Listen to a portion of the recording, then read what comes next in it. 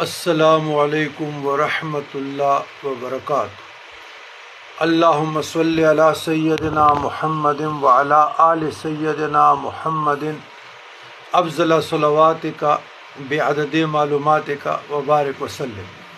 اعوذ باللہ السمیع العلیم من الشیطان الرجیم، بسم اللہ الرحمن الرحیم۔ من قتل نفسا بغیر نفس او فساد فی الارض فکأنما قتل الناس جميعا ومن احیا فکأنما احیا الناس جميعا۔ سورہ مائدہ پارہ نمبر لا یحب اللہ 6 ورس نمبر 32۔ عزیزان گرامی، سفر میں تھے تو ملکی حالات کا ہمیں کوئی پتہ نہیں چلا۔ تو آج عصر کو جب سوشل میڈیا دیکھنے کا موقع ملا تو پتہ چلا کہ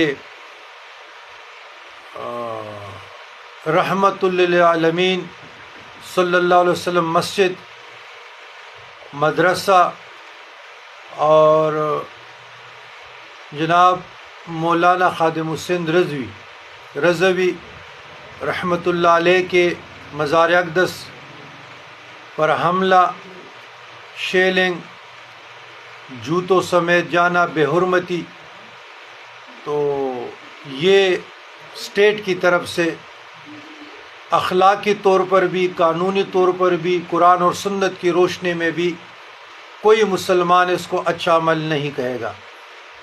جو آیات عزیزان گرامی میں نے تلاوت کی، اس کا ترجمہ یہ ہے: من قتل نفسا بغیر نفس او فساد فی الارض فکأنما قتل الناس جميعا۔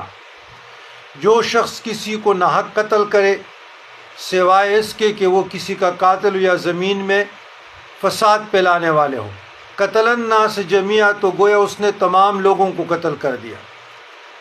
ومن احیا فکأنما احیا الناس جميعا، اور جو کسی ایک کو بھی ناحق قتل ہونے سے بچائے تو گویا اس نے تمام لوگوں کو بچا لیا۔